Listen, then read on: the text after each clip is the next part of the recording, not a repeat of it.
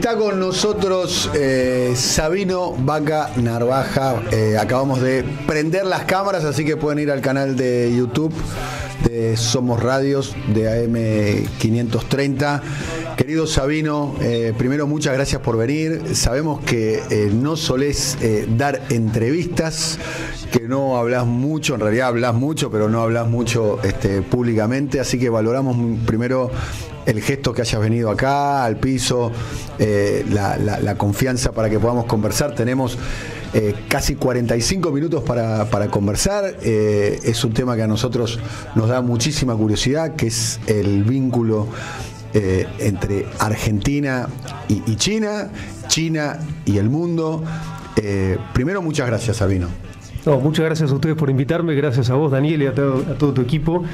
La verdad que estoy muy contento de estar acá y bueno, compartir sobre todo esta última experiencia que me tocó de la responsabilidad de ser embajador argentino en China, en un país que es nuestro segundo socio comercial, ¿no? Y que, bueno, ahora estamos en una situación compleja, pero la verdad que esa experiencia fue para mí determinante. Bien, ¿de dónde surge? Y te voy a pedir por favor que te acerques un poquito más al micrófono. Acércate por favor el micrófono, ahí está. ¿De dónde surge la pasión, el interés tuyo por China?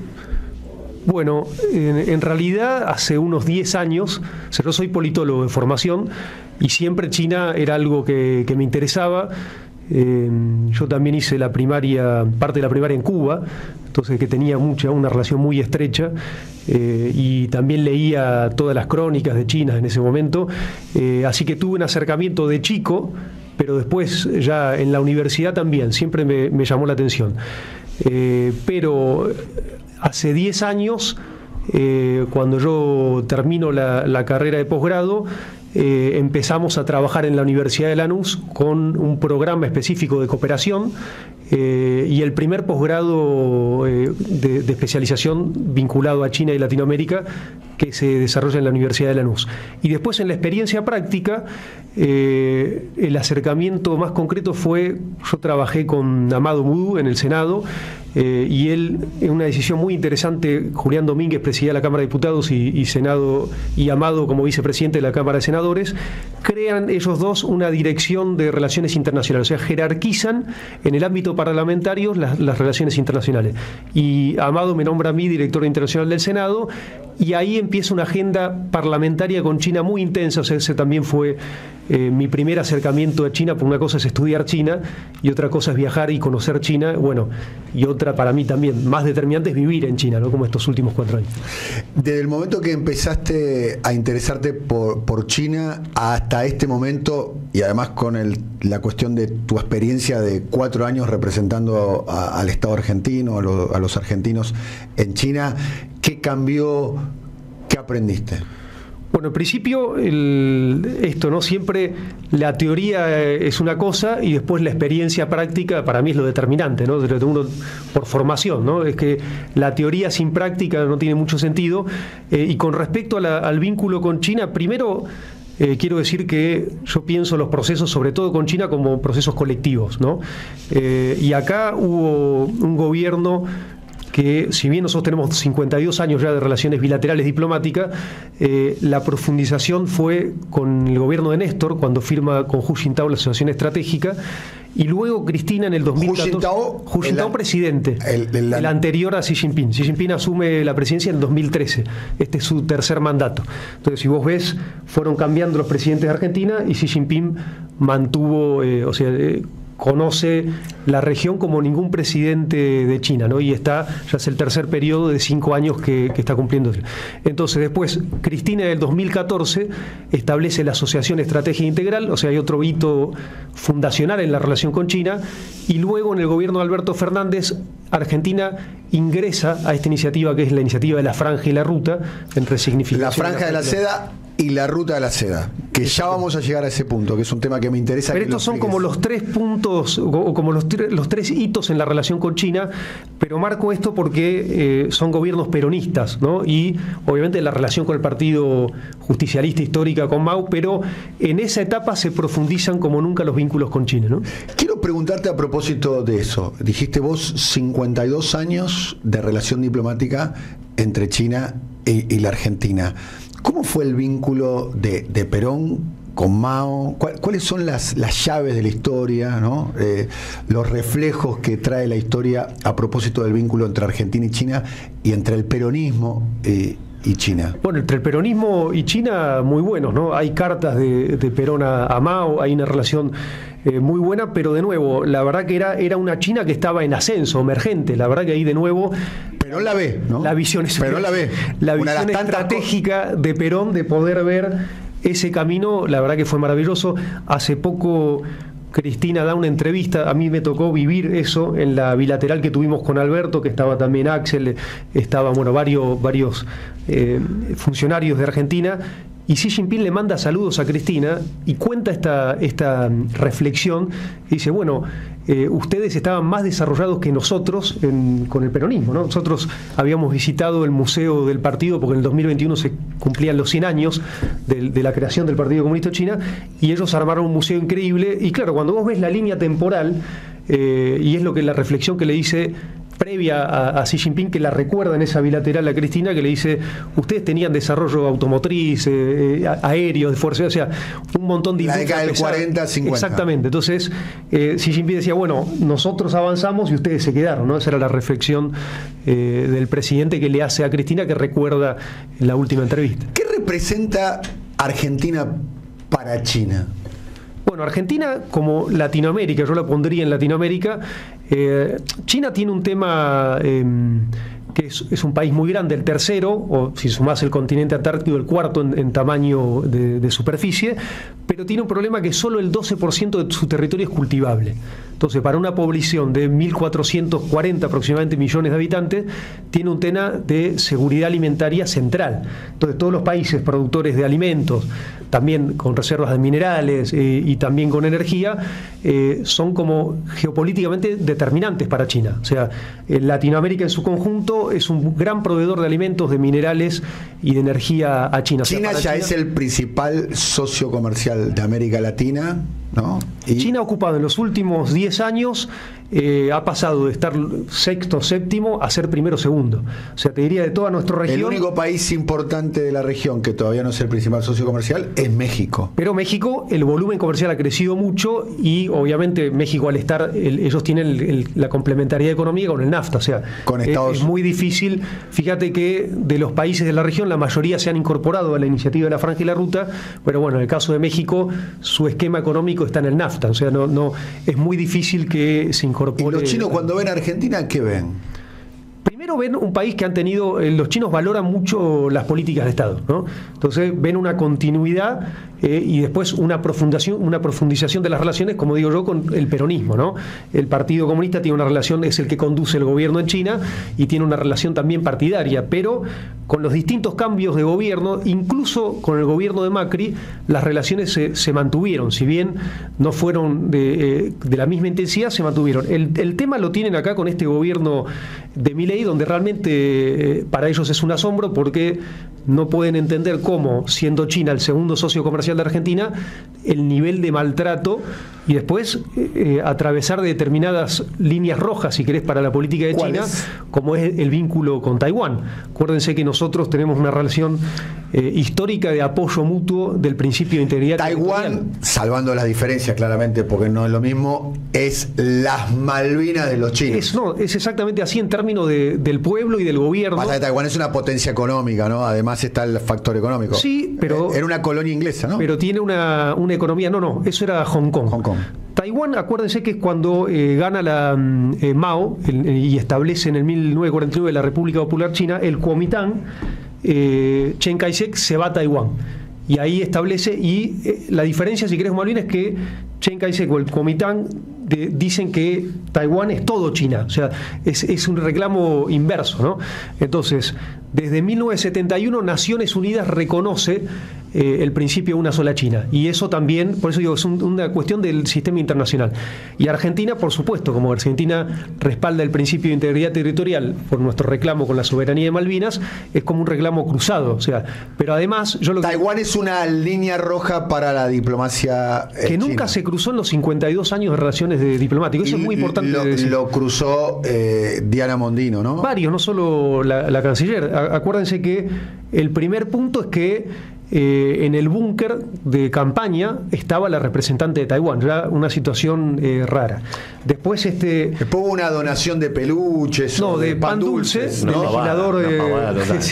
El legislador que me acuerdo ahí eran qué caro nos salieron los pan dulces, ¿no? Decían. Sí.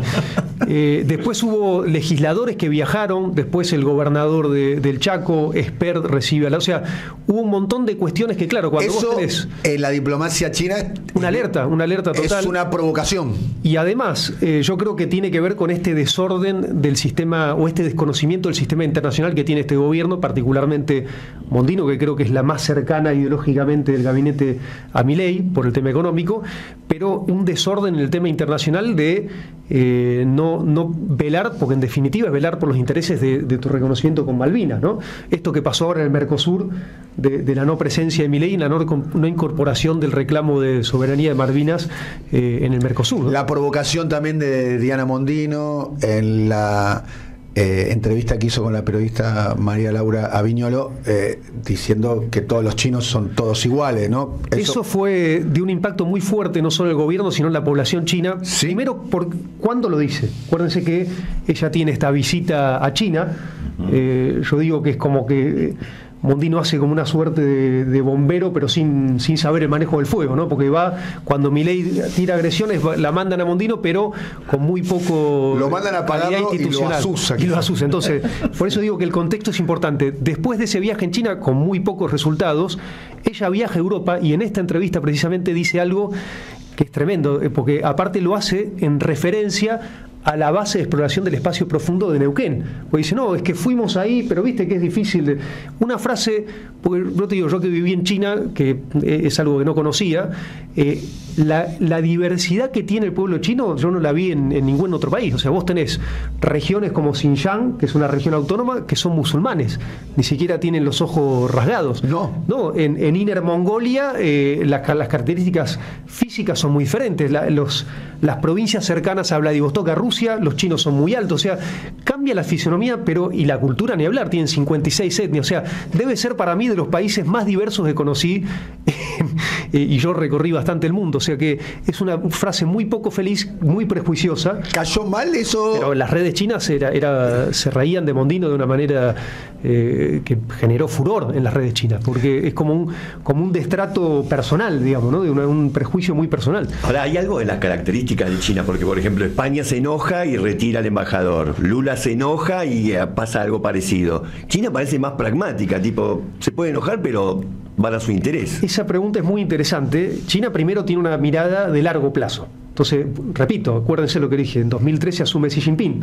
Xi Jinping ve finalizar la presidencia de Cristina, ve asumir la presidencia de Macri, ve finalizar la de Macri y asumir la de Alberto, ve finalizar la de Alberto y asumir, o sea, él queda y los presidentes de nuestras regiones van cambiando, entonces eso le da una mirada de largo plazo en general a la política de China. China tiene planes de 50, 100 años de desarrollo, entonces le da una otra mirada con respecto a las relaciones internacionales, ¿no? O sea, son más, si querés, pacientes en ese sentido.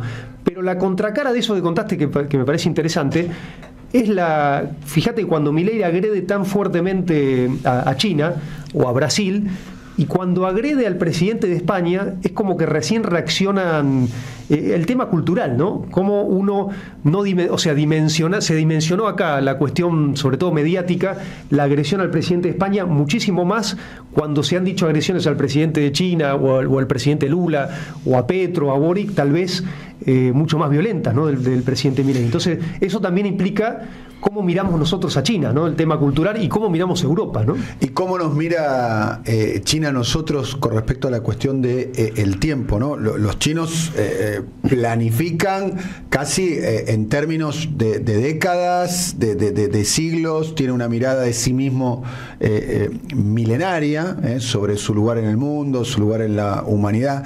Esto alguna vez me lo has explicado con detalle y me diste un ejemplo que me gustaría que lo profundices. Sabino, estamos hablando con Sabino Vaca Narvaja, que fue embajador argentino en China del año 19 hasta el año 23, que los chinos planifican, escuchen bien este detalle, planifican ser campeones del Mundial de fútbol en el año 2050. Así. Lo planifican. No, tienen un plan escrito, un plan que se llama el desarrollo del fútbol 2050, y en la fecha está escrito el porcentaje que tienen de posibilidades de ganar la Copa del Mundo si siguen ese plan, que les cuento que lo vienen siguiendo. O sea, que implicaba primero que la sociedad china tenga conocimiento del fútbol. Acuérdense, la primera estrategia, traer jugadores, y lo van logrando. O sea, las métricas de ese plan las vienen cumpliendo. En esta etapa están en la etapa de que el fútbol es obligatorio en los colegios y que cada ciudad, por lo menos un estadio aprobado por FIFA tiene, las ciudades más grandes, tienen, o sea, empiezan a formar en fútbol infantil. Pues repito, generalmente los chinos los planes lo cumplen, así que veremos ¿Y cómo se están llevándose con el fútbol? Que es un juego para nosotros, que casi es algo que nos identifica. Para nosotros el fútbol es algo absolutamente cultural, es mucho más que un deporte. Es un juego hermoso, claramente para mí es el juego más hermoso que hay, ¿no? Y el más simple que hay, además, ¿no? De ahí su belleza, ¿no? Necesitas una pelota y en cualquier lado acá podemos hacer un partidito si queremos.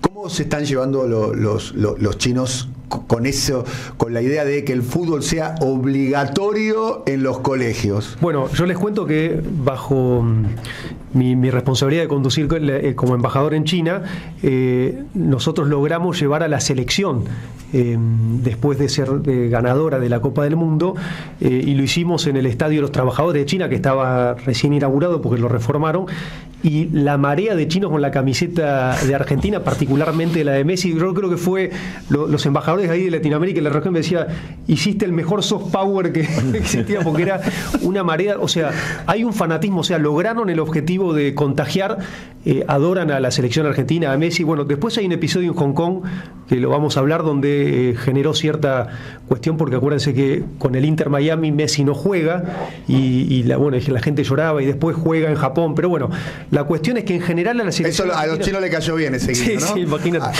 A los chinos le cayó bien, porque... Pero bueno, después hubo un mensaje de Messi, y la verdad que el cariño a la selección argentina se vivió en el Mundial, y bueno, ya tenía, acuérdense, los Juegos Olímpicos de verano que Argentina gana con Messi allí en China, y después, de nuevo, esto del deporte en China, ¿no? Uno ve generalmente las potencias con los Juegos Olímpicos, cómo van ganando medalleros en el caso de China, lo que te marca que es una política de Estado, también el deporte. El fútbol es más difícil. China es un proceso, las métricas de nuevo del plan lo están cumpliendo, pero ellos tienen un tema con los chicos, que es que China pone el eje sobre todo en las familias, en la educación mucho más que en el deporte. Entonces el gobierno está haciendo un trabajo fuerte. ¿Qué quiere decir esto? Que hay mucha exigencia con el estudio, entonces pocos familias sobre todo ven como algo aspiracional, sí, como el fútbol, como un esquema de ascenso social. Entonces le ponen el esfuerzo más que nada en la educación. Vamos a hablar de varias cuestiones. Me gustaría profundizar sobre la idea de qué ve China cuando ve a Argentina. Y uno piensa que fundamentalmente ve proteínas, ¿no?, de origen vegetal, de origen animal, para poder alimentarse, y ve materias primas, ¿no? Ve energía, ¿no? De modo indirecto quizás, ¿no? ¿Cuál es la razón por la cual, y vayamos ya a las inversiones más importantes que tiene China en la Argentina? Empecemos por las represas de la Patagonia, de la provincia de Santa Cruz, la Zepernik y la Néstor. Jorge Zepernik y Carlos Néstor. Dos gobernadores de la provincia. ¿Cuál es el motivo, cuál es el objetivo que tiene China con esas represas? Bueno, primero, yo quiero hablar de esto que decíamos. Nosotros, por supuesto, hoy la relación comercial con China está primarizada, como la mayoría de los países de la región. Básicamente nosotros exportamos productos animales, alimentos para los animales de granja, centralmente. Soja. Importamos, Poroto de soja. por eso mucha carne también ahora está creciendo. Nosotros, claro, el 90% de la soja se exporta a China, el 57% de la carne de vacuna se exporta a China, y después tenemos productos como las garras de pollo, que son muy consumidos, y se hizo un trabajo muy grande que ahora está medio trunco, pero espero que avance, que es la apertura de menudencias, que es toda la parte interior que se consume mucho en China. Pero también yo quiero poner un eje en que este esquema de primarización depende también de la relación con los estados, porque China, lo que en la propuesta de cooperación, ellos tienen este lema de desarrollo compartido, y también hay cooperación o transferencia de tecnología. Por ejemplo, hoy tenemos empresas, justo con esta desmantelación que se está haciendo del tema nuclear, ¿no? Tenemos empresas como Conuar que están exportando materiales para las centrales nucleares de China. O teníamos el caso del INVAP, donde China, fíjense, China con este desarrollo que tiene una dependencia de lo que se llaman los radioisótopos medicinales. Entonces tiene que importar el 80% de los radioisótopos medicinales. Empieza a hacer un contacto con el INVAP y empieza a negociar para comprar 2 reactores tipo OPAL en una provincia china. Imagínense el potencial, porque ellos tienen también un plan para tener soberanía con respecto a esa... Estamos hablando de una venta del INVAP, de la empresa de Río Negro. Exactamente, una venta del reactor OPAL, pero estos serían como 2 reactores OPAL para una provincia que está en este proceso de cortar esa cuestión que tiene China. Entonces ahí tenés Argentina transfiriendo tecnología hacia China. O sea, hay un montón de casos también interesantes donde nuestro gobierno, en los acuerdos que hizo con China, metió mucho la cuestión científico-técnica, y lo interesante en la relación con China es que no te pone condicionalidades. O sea, por supuesto, China, si vos ves el plan de infraestructura, el Franja y la Ruta, ¿por qué? Porque China está en una fase de desarrollo que necesita mejorar la logística mundial para vender más productos de manufactureros, que es el fuerte de China. Es el próximo paso, de alguna manera, de China, digamos. China, en realidad, la Franja y la Ruta lo propone Xi Jinping en el año también 2013. A ver, hagamos un poquito, por lo que estuve leyendo, la ruta de la seda es la vieja ruta de Marco Polo. Resignificación, exacto. De la vieja ruta de Marco Polo. Exactamente. ¿No? De China al Mediterráneo, donde supuestamente Marco Polo trae a Europa los fideos, que tienen de origen chino, la pizza, el helado, que tiene de origen chino, ¿no? Hay muchas cuestiones. Es interesante porque fíjense, en ese momento donde Europa iba a China a buscar un montón de cuestiones, ahora esto que decimos que China en estos últimos, o sea, la revolución industrial, ¿no? Estos son 200 años, es un periodo de tiempo muy corto, y China como vuelve a ser el centro después de un periodo corto, ¿no? Pero China tiene más de 5.000 años de historia, y siempre en términos históricos ha sido un país de mucho desarrollo tecnológico. Acuérdense, la pólvora, el paracaídas, un montón de innovaciones científicos ¿Cuál es más? Me interesa la pólvora, la pizza, el helado, los fideos, la brújula. Bueno, algunos dicen que la dinastía Tang ya tenía un juego parecido al fútbol, ¿no? Que después los ingleses, así como el polo, también dicen algunos que había un juego muy parecido en China. O sea, es una cultura tan milenaria que vos podés encontrar un montón. Es una palabra que alguna vez, leyendo cuestiones de China que escribió Henry Kissinger, que me parece que es una persona determinante. Recomendable el libro de él sobre China on China, que es muy interesante. Quedó desactualizado porque está escrito hace un montón, pero fíjense, él inicia con Nixon lo que se llama la diplomacia del ping-pong, ¿no? Y bueno, hay muchos intelectuales que hoy le echan la culpa a Nixon de la fortaleza de China. Dice, bueno, ustedes hicieron fuerte a China. En ese momento Nixon quería balancear a Rusia. Quería, de alguna manera, debilitar a la Unión Soviética en aquel momento, fortaleciendo a la Unión Soviética, a China, ¿no? Y en ese esquema geopolítico, por eso muchos analistas dicen, bueno, en realidad, si vos ves los que le dan el motor industrial a China y de la industria automotriz es Alemania, y la parte también económica de Estados Unidos. O sea, hay un... Recién estábamos viendo imágenes, le vamos a pedir a Emma, nuestro compañero de trabajo, operador, de BYD. BYD es impactante, claro, el automotriz ahora número uno. Quiero que me cuentes un poco la historia esa. Estos autos, estos son los autos eléctricos chinos. Hoy los número uno del mundo. Ustedes pueden verlo en las publicidades tanto de la Eurocopa como de la Copa América. Aparece una marca que seguramente ustedes no conocen porque todavía estos autos no se comercializan en la Argentina. Bueno, ahora tienen una planta en Brasil. En Camaçari, sí. En el estado de Bahía, donde estaba la vieja planta de la empresa Ford. Ahí también hay un mensaje. Se va Ford de Brasil y llegan los chinos con este auto que hace algunos años atrás, cuando le preguntaron... Ese es muy, muy divertido. Contalo vos. No, ahí hay primero el que saca este tuit es un escritor, Javier García, periodista de la agencia EFE, que él renuncia a la agencia EFE cuando empiezan a pedirle que critique a China, y en un tuit bastante histórico que tuvo muchas repercusiones, y Javier saca un tuit recordando una entrevista que le hace una periodista china a Elon Musk hace 6, 7 años, y le pregunta precisamente, ustedes saben, Tesla tiene fábricas en Shanghai y bueno, y vende muchísimos autos en Shanghai. Y la periodista le pregunta por BYD. Se lo voy a pasar ahora a Emma. Es para mirarlo, y Elon Musk empieza a reír. Y la periodista dice, ¿pero por qué se ríe? ¿Pero usted vio esos autos? Le dice, bueno, hoy, ¿por qué lo sube este tuit Javier García? Porque dice, la ironía de que ahora Elon Musk le pide a su gobierno proteccionismo contra los autos que él se reía y que descalificaba burlonamente.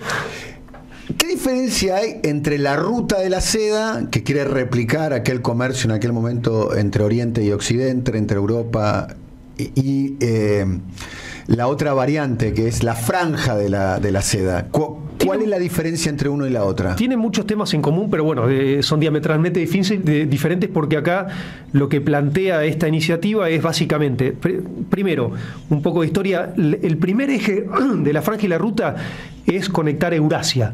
Básicamente es ir hacia el mercado europeo. Ellos veían el mercado europeo por la cantidad de personas y por el consumo como un mercado estratégico. Entonces era un plan que conectaba a través de vías férreas, de gasoductos, de conectividad, de puertos, acuérdense ahí de Grecia, de resignificar lo que es la histórica franja y ruta que estaba vinculado más que nada al comercio, en un esquema integral también de conectividad y de infraestructura. ¿Qué digo yo? Esta capacidad industrial que tiene China, al mejorar las cadenas logísticas de suministro, por supuesto lo hacen más competitivo también sus productos. Entonces ahí el primer eje era el mercado chino. Después Xi Jinping lo amplía a África y Oceanía.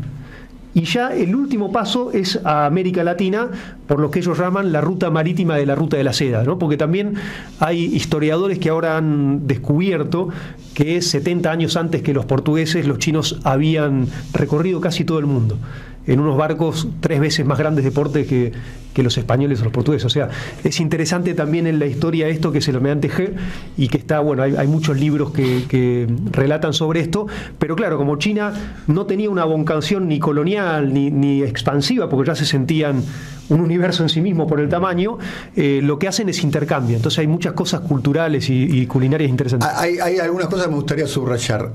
No decís que no tienen vocación ni colonial ni expansiva. Y antes dijiste la palabra centro, ¿no? Sí. Que es lo que quería decir. China, vos ves los dos ideogramas que conforman la palabra China. El primero es Zhong, que es centro precisamente, y Guo, que es nación. O sea, la nación del centro, su país se Ellos llama, se conciben como el centro. Como el centro porque, imagínate, tantos años de historia en un territorio tan grande, y el problema central históricamente para las dinastías era el desorden civil, era la guerra civil, ¿no? Por una nación con tanta, acuérdense, cuando significa China en la dinastía Ming, que había 6 reinos, se llama la guerra de los 6 reinos, que es conocido porque es el emperador de los soldados terracota, ¿no? De Qin, la dinastía Qin tenía el centro en Xi'an, que es donde están los terracotas, los soldados terracotas, y bueno, y es el primero que unifica China, ¿no? de las dinastías. Después pasa por otros procesos, pero de hecho la palabra China viene de Qin, de esa dinastía, digamos, ¿no? pero ellos se sentían por mucho tiempo, y la palabra China es el centro del reino. Pero hablabas de defensivo y hablabas de alguna manera, la muralla china es defensiva. Es una muralla defensiva. O sea, la pólvora la tenían para entretenimiento, no para cuestiones bélicas. O sea, ellos siempre... Mira, hace poco se cumplieron, este mes precisamente... Eso hace mucho. Ahora tienen la infantería más importante del mundo, ¿no? Sí, pero si vos ves por población con el esquema de Fuerzas Armadas, es más tecnológico que en cantidad de hombres, digamos, ¿no? Es verdad. Están... En términos nominales, es la infantería más importante. Sí, pero en planeta. Términos nominales con China es casi todo. Pero ellos tienen, hace poco se cumplieron los 70 años de los 5 principios de coexistencia pacífica, que es interesante porque es como China ve el plano internacional. Y hubo una actividad este mes con Xi Jinping, que convocó al sistema internacional que vive ahí en China, a resaltar estos 70 años de los 5 principios de coexistencia pacífica, que los enumero. El primero es vinculado al respeto de la soberanía e integridad territorial. El segundo, la no agresión. El tercero, la no injerencia en asuntos internos. El 4, las relaciones equilibradas, igualitarias. Y el último, el beneficio mutuo. Fíjense, estos 5 principios marcan cómo ve China las relaciones internacionales. Lo celebran como aniversario. Claro. Claro, es un fenómeno. Porque uno está acostumbrado, cuando emerge una potencia, a sentir esto, ¿no? Condicionalidades, imposiciones. Y sin embargo, China tiene un formato de cooperación a través de estos instrumentos, como la Franja y la Ruta, donde te propone todo lo contrario a lo que proponen otros estados. No te propone bloqueo, sino transferencia de tecnología. O sea, depende mucho también del estado parte, ¿no? Yo digo, nosotros hoy tenemos este déficit estructural hace 16 años, pero vos ves países de la región que también están primarizados, como Perú, como Brasil o como Chile, tienen superávit con China.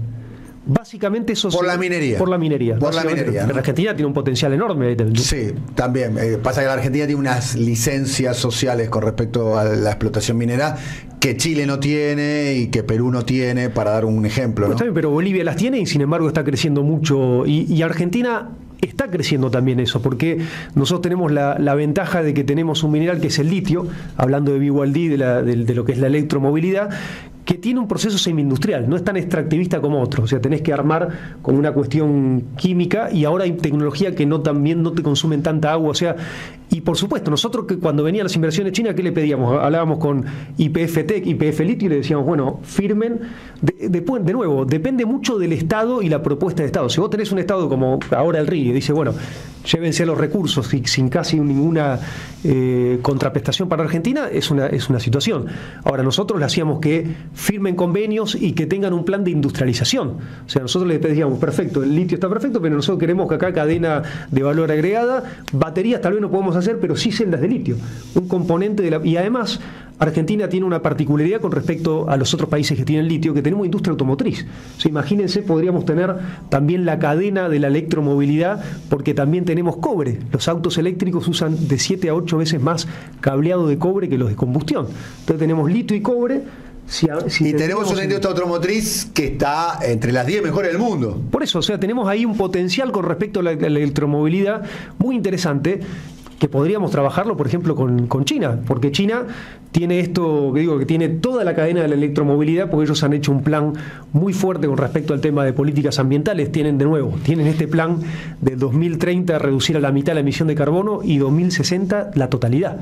Otro plan de largo plazo de China. Quería ir repasando las inversiones de China en la Argentina. Vamos, las represas, el Belgrano Carga. Belgrano Carga es muy importante. Atucha 3.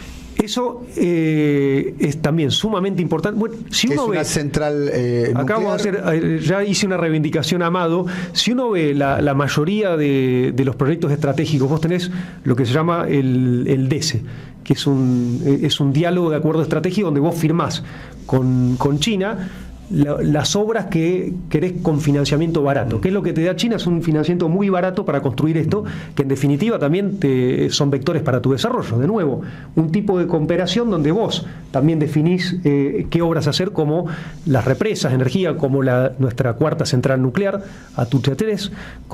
Cuando se firma eso eran 2 centrales, la Hualong la y cuarta la y Candú. quinta. Exactamente, pero bueno, después China, como pasa todo, nosotros demoramos y China avanzó en una tecnología que es Hualong, balón y casi que la Candú se descartó. Entonces, el financiamiento era eso. Todo eso está parado, ¿no? No solo por la obra pública, sino por el tema de la relación con China. ¿Y el Belgrano Carga en qué situación está? Porque lo cierto es que durante el gobierno de Alberto Fernández hubo de alguna manera, no quizás por tu rol, de hecho ha trascendido públicamente, había de alguna manera un vínculo ambivalente, digamos. Claramente era una relación con China que se cuidaba, ¿no? No era la relación que hay ahora con Milei, pero no tenía la intensidad que tenía, como tenía durante el gobierno de Cristina. Y gran parte de los proyectos de los chinos en la Argentina, represas, Belgrano Carga, Atucha 3, para nombrarte alguno, estaban un poquito stand-by, a fuego lento, o a paso de hombre. Y vos estás asintiendo con la cabeza. Sí. La realidad es que, primero, una cosa para disentir, la relación con China sí se recontra profundizó y China fue determinante para todo lo que tenía que ver con los insumos. En la pandemia fue determinante y hubo una cooperación enorme a través de insumos, y después con el plan de vacunación, que fue determinante. Solo de Sinopharm se consiguieron 31 millones de dosis de vacuna, de CanSino otros 5 millones que eran aparte de monodosis, o sea que te impactaba el doble. Sí, financiamiento externo, te agrego yo. El tema del swap, que eso fue clave, porque fíjense lo que está pasando ahora. Vos tenías este estrés de divisas y hay que entender la diferencia entre el swap encaje y el swap de crédito que nos dejan usar, que son estos 5.000 millones que se vencían ahora, que nos permiten mantener el esquema industrial, porque no es solo lo que Argentina exporta, productos primarizados, sino también lo que importa, que tiene un impacto en las pymes y en el sector industrial argentino, que después lo usa para exportar. Entonces es determinante también para nuestro sistema industrial. Fíjense, ahora está cayendo el esquema en la relación comercial con China por el parate de la economía, el desastre económico que está generando este gobierno, y fíjense cómo está afectando eso a nuestro sector industrial, porque no puede importar precisamente productos para tener esa dinámica. Y para nosotros, de nuevo, es verdad, el proceso de la parte de infraestructura no tuvo la velocidad que tendría que haber tenido, pero que este gobierno directamente lo paró. Eso está claro. Y a favor que de la Macri relación paró, y que este gobierno es una calamidad. Lo cierto es que lo que se veía, y hablábamos con personas que estaban involucradas en esa cuestión, que el ritmo, digamos... Sí. La diferencia, si querés, es que... Digo, al gobierno de Alberto hay que compararlo con el gobierno de Cristina. Porque gobierno, en el sentido que tiene el mismo origen. Yo dije que iba a ser una reivindicación, y era al arquitecto Julio Devido el trabajo que hizo el Ministerio de Planificación. Y si vos ves las obras que diseñan en el periodo de Cristina, e incluso aún en el periodo de Néstor, continúa. Esa base de proyectos incluso se continuó con Macri. O sea, esos 10 proyectos estratégicos, había muchos que eran diseñados desde el Ministerio de Planificación.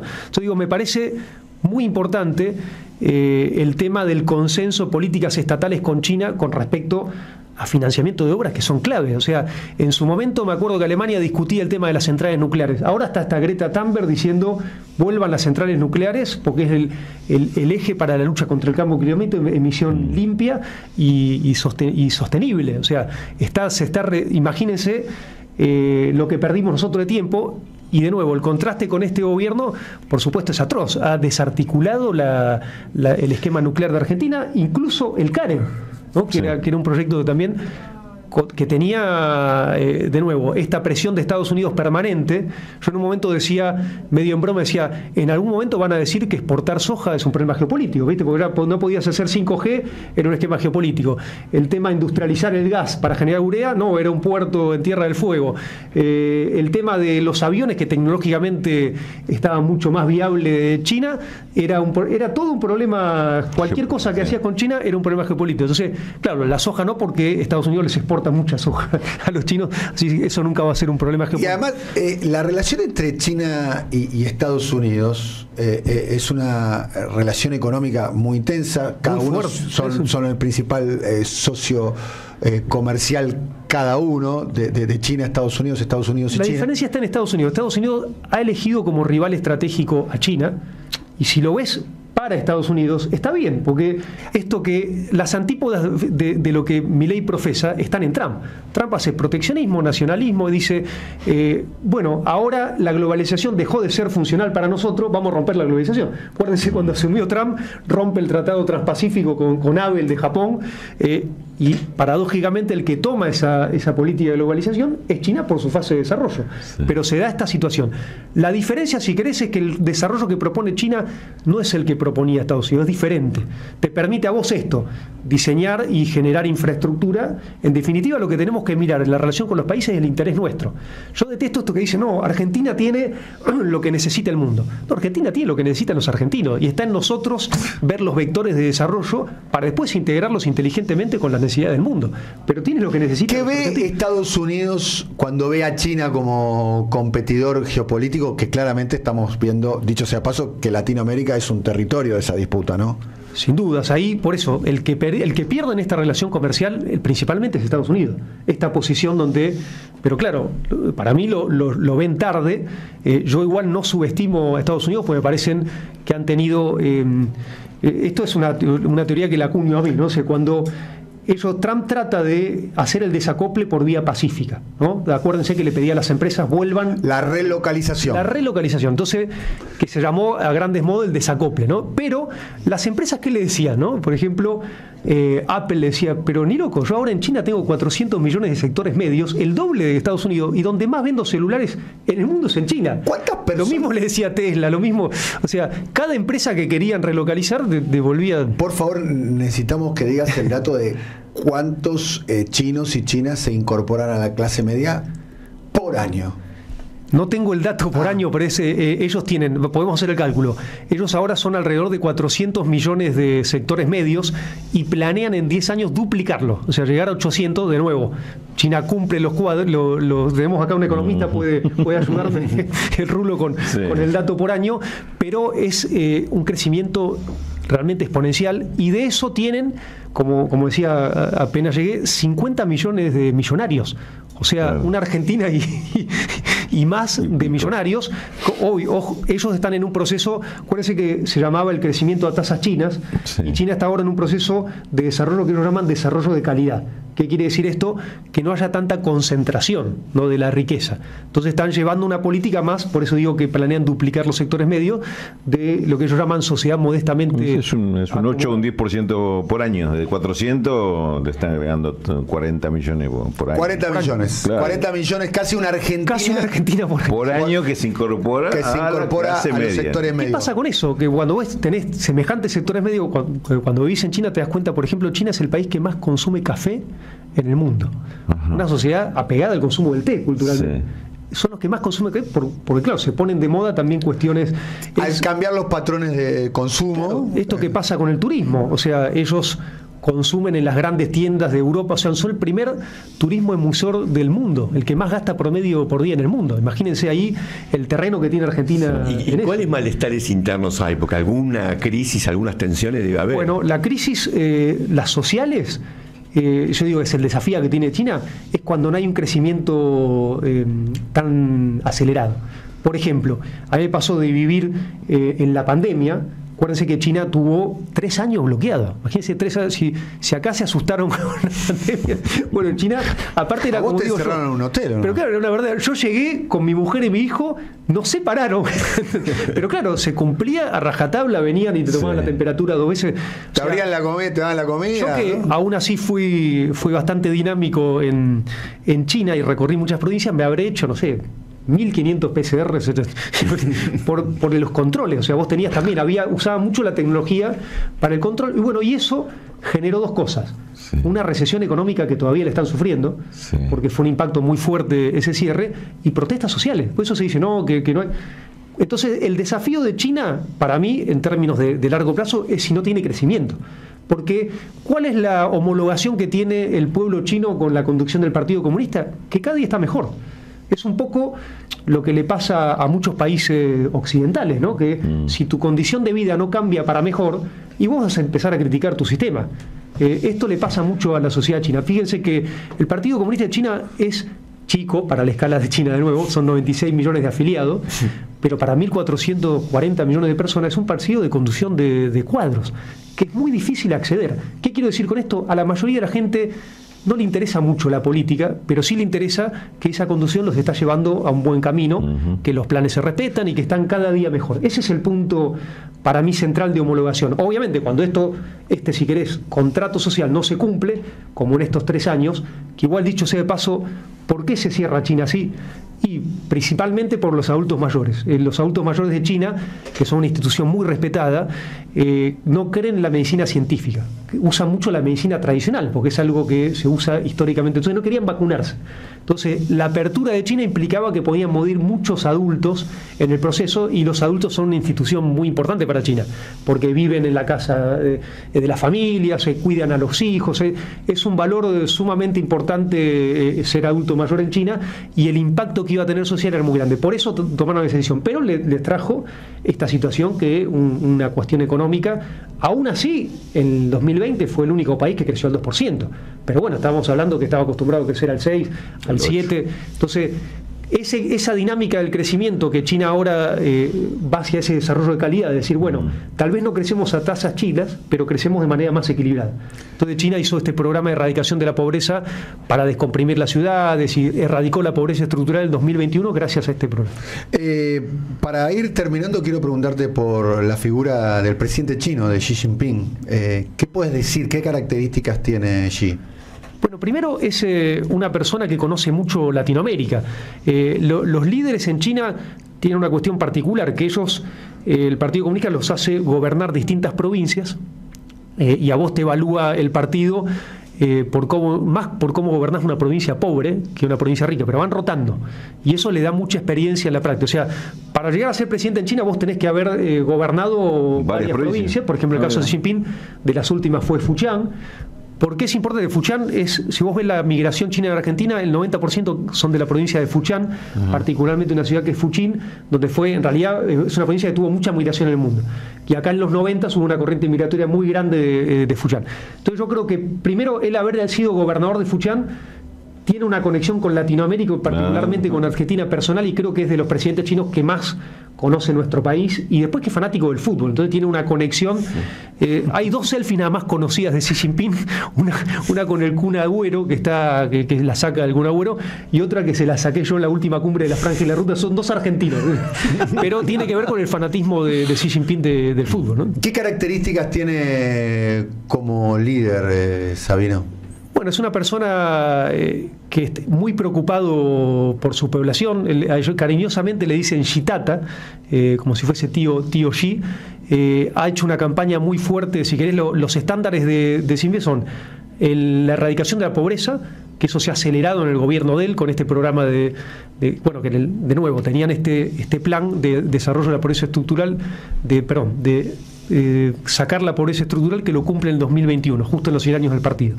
Y este programa de las zonas rurales, de desarrollo de las zonas rurales, lo implementa fuerte Xi Jinping.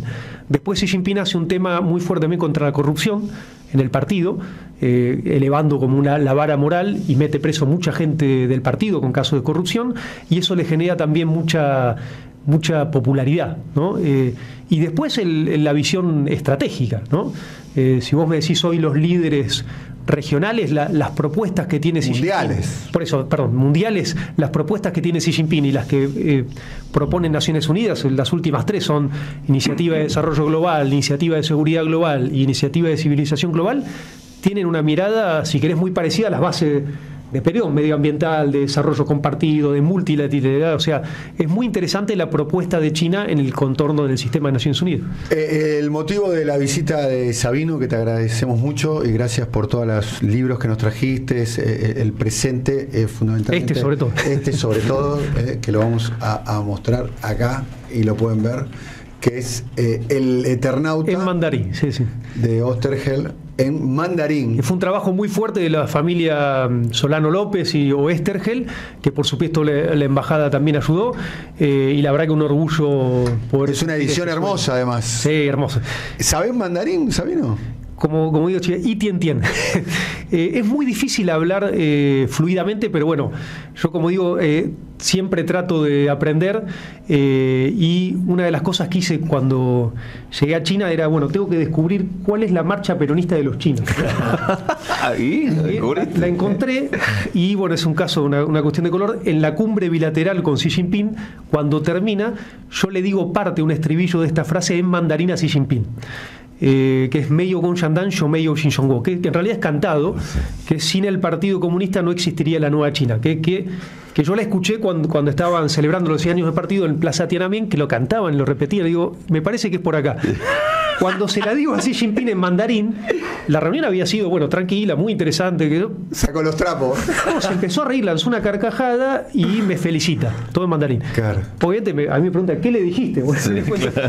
Pero lo más interesante es que después esto fue en cuarentena, todo, viste, con una burbuja.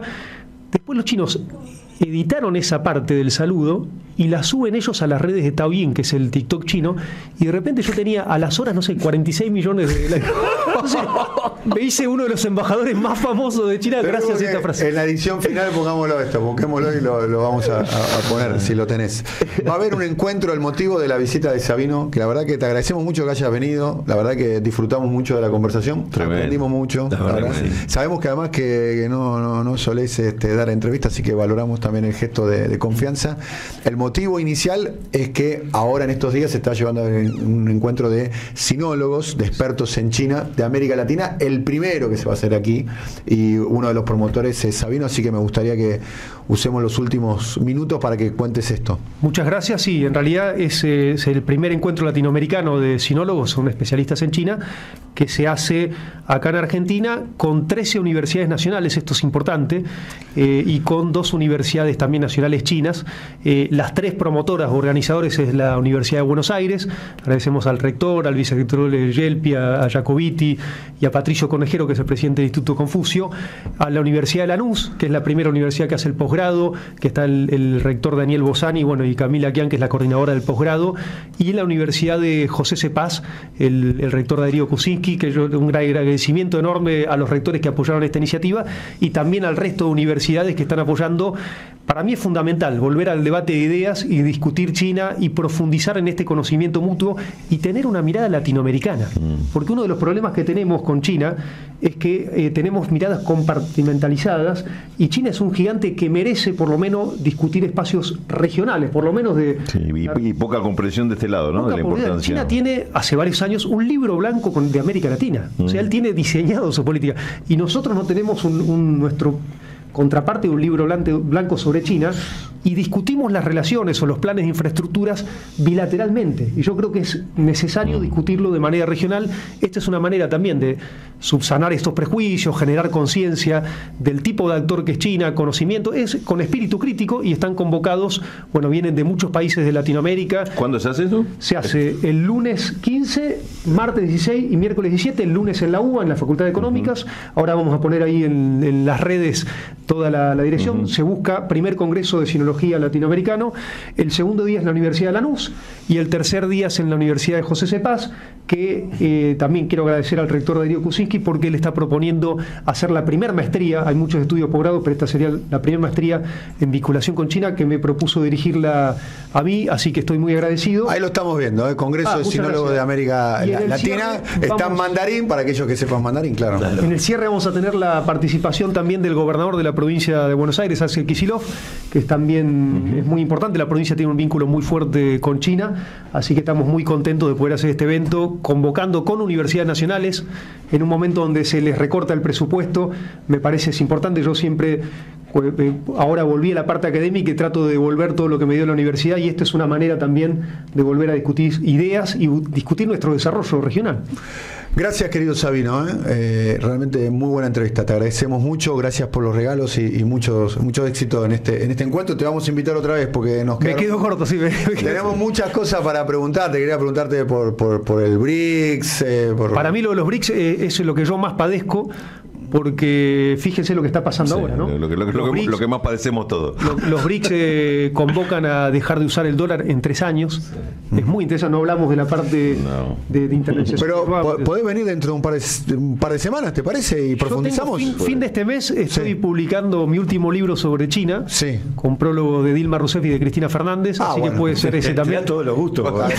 Y ahí también es importante, hago una crítica a nuestro modelo institucional, o sea, sobre todo lo que es la Cancillería argentina, porque yo digo que mira un mundo que dejó de existir. Para tirar unas cositas, tenemos 30 embajadas en Europa y 15 en Asia, donde está nuestra complementariedad. Tenemos que también discutir el Estado en ese sentido. Gracias, querido Sabino.